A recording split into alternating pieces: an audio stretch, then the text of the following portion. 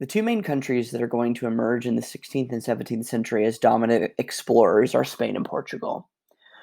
The Spanish and the Portuguese, as we've seen in the previous lecture on exploration and in the activity on exploration that we did using GIS, the thing that we should know is and remember is that from the very beginning in the 15th century, 1400s, both Spain and Portugal are going to heavily invest in exploration. They're going to send people to the Americas. They're going to send people around the Horn of Africa. They're going to send people around the world. And this is going to give them a lot of power in Europe. It's also going to give them a lot of money and wealth as a result of being able to control the trade. And in 1494, so again, this is 2 years after Columbus leaves Spain and kicks off the exploration in the Americas. Spain and Portugal are going to sign the Treaty of Tordesillas, and the treaty that you saw in the activity, the exploration ArcGIS video activity, is going to demarcate or divide the land east and west. So all of the land to the west of that line is going to be controlled by Spain, and all of the land to the west of that line is going to be controlled by Portugal. The line is going to give the Portuguese what is today Brazil and the continent of Africa, and is going to give Spain everything to the west of the line, which is modern day Latin America, the rest of modern day Latin America. Spain is going to control parts of Western United States, including what we where we now live in Oklahoma, and in the plains, as we saw in the primary source document. Coronado is going to explore New Spain, which includes Oklahoma. The Treaty of Tordesillas is one of the reasons why people that live in Brazil today speak Portuguese, and why the rest of Latin America, for the most part, speak Spanish, is that their influence, the Spanish influence on Latin America, minus Brazil, is going to permeate, where you're going to see, the majority of Latin America speak Spanish. You're going to see the majority of Latin America convert to Catholicism. It's also why you're going to have people that live in Brazil speak Portuguese, is because the Portuguese government and people are going to influence Brazil for many, many hundreds of years. One of the things we want to remember is that history is Eurocentric, and the Treaty of Tordesillas, it exemplifies this and shows this, because it doesn't include any of the native people who live there, the indigenous people who live in the Americas. It's not up to them to be a part of the negotiating of this treaty. What it does for them is, without their representation, it tells them who is going to be ruling them, whether it's going to be the Spanish or the Portuguese. And this is really an agreement that has impacts in the Americas and the people that live there. But it's really just to settle a dispute between who has control over the Americas between the Portuguese and the Spanish, so that they would avoid a conflict in Europe. But the implications of that is that it leaves out the people who live in the Americas before the Europeans came and discovered it or explored it. They're left out of this decision. And that is another way that we see a reflection of history being Eurocentric. This is Coronado's exploration.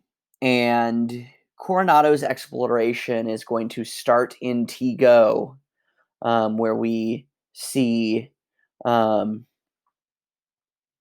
the part of his exploration that matters to us in Oklahoma history is going to start in Tigo in the winter of 1540 in the Panhandle, and head to the Panhandle of Texas into Oklahoma and into Kansas. Tigo is in New Mexico. We talked a little bit in the first lecture on exploration that they do find some silver in New Mexico and in Arizona, so that's why they're going to take over, conquer, and settle in New Mexico, is because they find wealth there. They're going to explore to the west because, like in the primary source said, they're looking for riches in a city over. And so they're going to explore with their people they're going to explore into Oklahoma, into the panhandle of Texas, and into Kansas. So they're going to go through what is today Amarillo, up through the panhandle of Oklahoma to Dodge City, Kansas, and eventually end their journey in Quivira, which is near the modern-day city of Salina, Kansas, before they turn around and come back to Tego. As the reading is going to show, they're going to see that there's not going to be a ton of stuff there.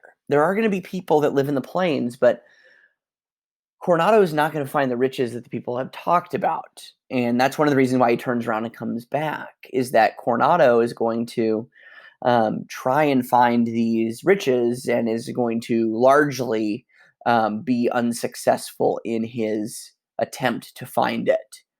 But it matters because he is the first European that's going to come into what we know today as Oklahoma. And it's going to encounter groups of people that lived in Oklahoma in the 16th century. And that is the group of people that will do that is going to be that he's going to interact with are going to be the Plains tribes that we looked at the beginning of Unit 2. So this is the Spanish expedition. So it includes Coronado, it includes Alvarado, and it includes Alarcón. All of these different Spanish explorers are going to explore the southwest of the United States, and Coronado is going to be the one that will explore Oklahoma. So other explorers are going to explore, and that's going to include France and Great Britain, and they're going to establish colonies in the New World in the 17th and 18th centuries, 16th and 1700s as well. La Salle is going to be the early French explorer to establish a trading post in the Americas. Going to start in Canada and then move along the Mississippi River, and he's going to claim land where the Mississippi River ends for France, and all along the Mississippi River, and he's going to call it Louisiana, and Louisiana is going to be named after King Louis in France, and when he does this, Spain and Great Britain are not going to be very happy with him because he is going to settle and control a very large river in the middle of the country that connects north and south from today Minnesota down to New Orleans and Louisiana that we know today. So that is La Salle.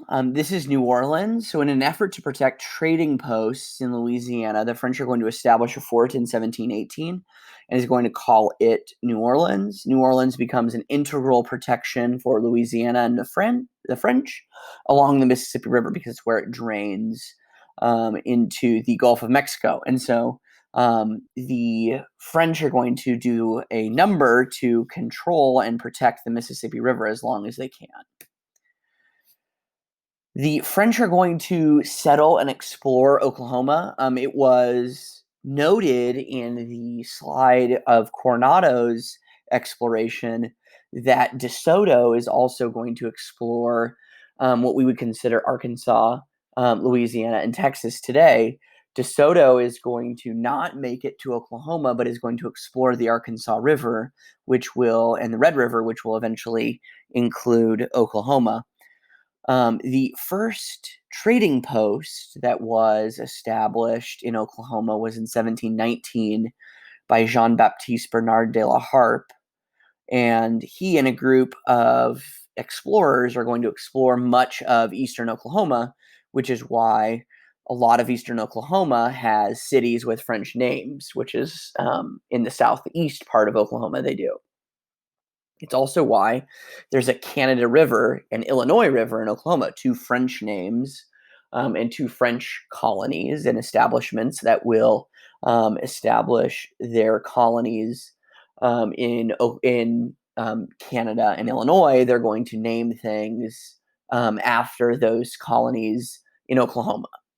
And the French are going to encounter many Native American groups living in Oklahoma, not dissimilar to Coronado's experience. So Plains tribes living in Oklahoma, the French are going to encounter them as well. Because remember, still largely very nomadic. They're going to have small farms, follow food, um, and travel the plains pretty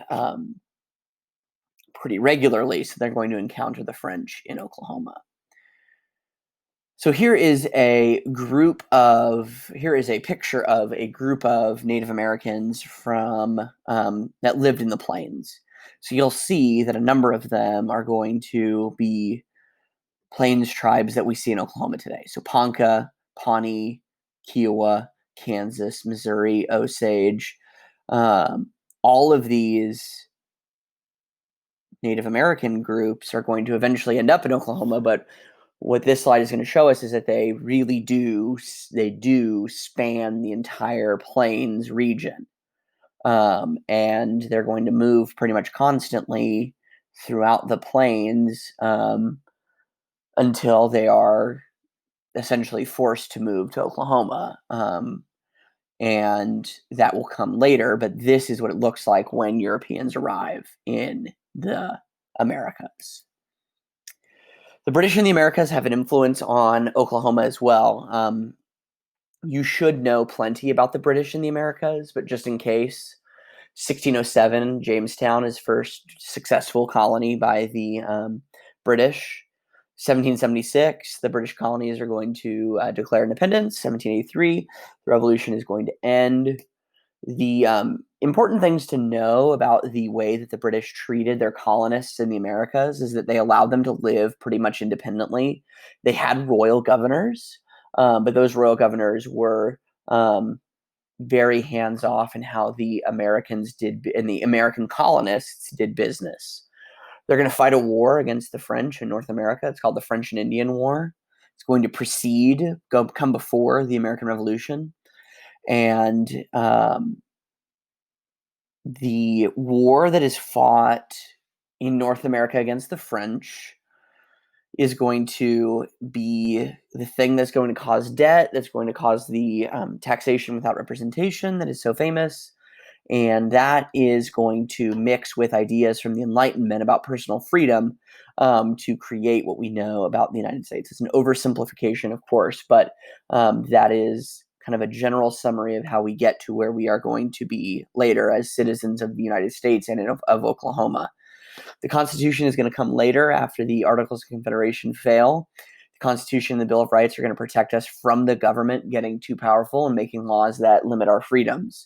Again, Enlightenment idea, because as we saw in exploration before this, is that the governments of Spain and Portugal are going to be really powerful. And as that will be the case again in France and in Great Britain, the reaction to that power is this Enlightenment, and that's going to create the freedom that we have here in the United States that's protected by the Constitution and the Bill of Rights.